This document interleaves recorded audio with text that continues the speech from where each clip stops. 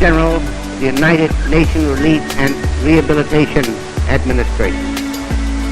I ask for the full and complete support of my fellow Americans. People are asking for bread, not advice. People need relief, not sympathy. I need plows, not typewriters.